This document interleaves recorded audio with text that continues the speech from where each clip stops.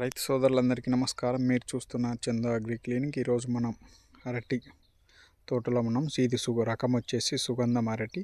3 నెలలు పూర్తి చేసుకుని 4వ నెల నడుస్తున్నటువంటి అరటి.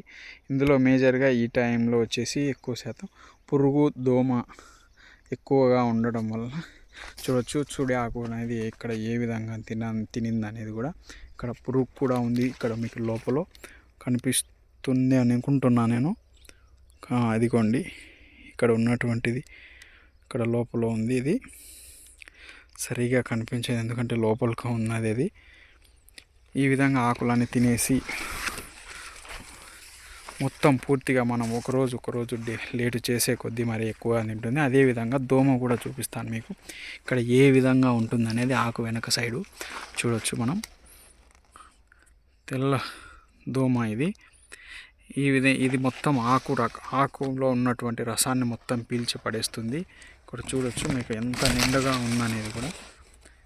ఈ విధంగా ఉండి మన ఆకులు రసాన్ని పీల్చేయడం వల్ల మొక్క కూడా రెసిడెన్సీ పవర్ కోల్పోయి పూర్తి వీక్గా తయారవుతుంది. రానున్న తరుణం వేసవి కాలం కాబట్టి చూడొచ్చు ఇక్కడ ఏ విధంగా ఉందనేది.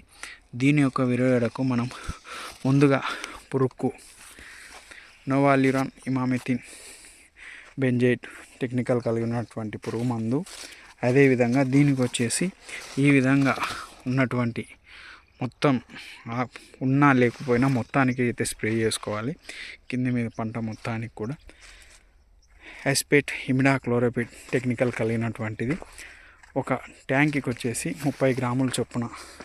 అదేవిధంగా పురుగు మందు 50 ml చొప్పున వేసుకొని పిచికారీ చేసుకున్నట్లయితే ఇటువంటివన్నీ నివారించుకొని పంట ఆరోగ్యాన్ని కాపాడుకుంటామని తెలియజేస్తున్నాను. ఇంకా ఏదైనా సందేహాలు ఉన్నట్లయితే మీ పొలంలో ఏ స్టేజ్ని బట్టి ఎలాంటి ఫర్టిలైజర్స్ వేయాలని మీకు సందేహాలు ఉన్నట్లయితే ఇలాంటి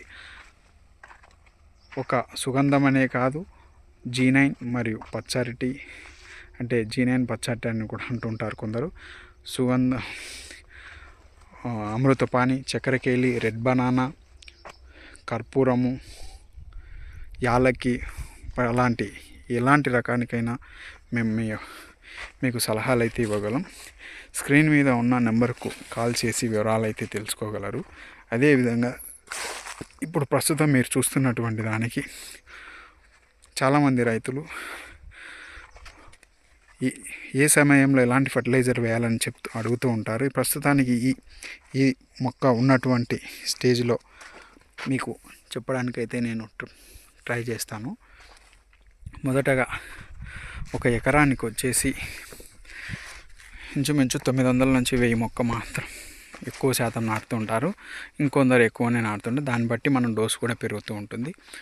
మొదటగా ఇప్పుడు ప్రస్తుతం ఉన్నటువంటి మొక్కకు 14-35-14 ఎకరానికి ఒక బస్తా.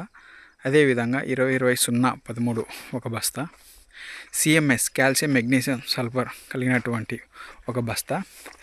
అదేవిధంగా మొక్కలు ఇంకా ఏమైనా పూర్తిగా డౌన్ ఎదుగుదల లేనటువంటి దానికైతే యూరియా వేసుకోండి, లేదంటే అవసరం లేదు. మొత్తం ఎకరాకు 4 బస్తాల చొప్పున వేసుకున్నట్లయితే మొక్క మంచి స్టెమ్ డెవలప్మెంట్స్ అనేది కూడా ఇంప్రూవ్ అవుతుంటాయి. మొక్క ఎదుగుదల కూడా అదేవిధంగా ఫాస్ట్గా ఉంటుంది. మనం ఈ స్టేజ్లో ఎంత ఫర్టిలైజర్స్, అదేవిధంగా వాటర్ సాల్యుబుల్స్ ఫర్టిలైజర్స్ అనేది ఒక 4 నెలల నుంచి 5 నెలల వరకు మాత్రమే ఇచ్చుకోవాలి. ఎందుకంటే మిగతా అన్ని వాటర్ సాల్యుబుల్ న్యూట్రియన్స్ కలిగినటువంటివి ఫర్టిలైజర్స్ డ్రిప్లో ఇచ్చుకుంటే చాలా మంచిది. అధిక దిగుబడిని కూడా మంచిగా పొందవచ్చు. మనకు మేజర్గా స్టెమ్ డెవలప్మెంట్స్ అనేది కావాలి ఏ అరటిలో ఏ రకానికైనా. కాబట్టి మనం చెప్పినటువంటి పద్ధతులను పాటించి, అదేవిధంగా మొదట్లో చెప్పినటువంటి విధంగా ఈ దోమకు పురుగుకు మనం చెప్పినటువంటివి స్ప్రే చేసుకొని మీ యొక్క పంట ఆరోగ్యాన్ని కాపాడుకోవాలని తెలియజేస్తున్నాను. ఈ వీడియో మీకు నచ్చినట్లయితే స్క్రీన్ మీద ఉన్న నెంబర్కు కాల్ చేసి వివరాలు తెలుసుకోగలరని తెలియజేస్తున్నాను. Please like and subscribe our channel. Thank you.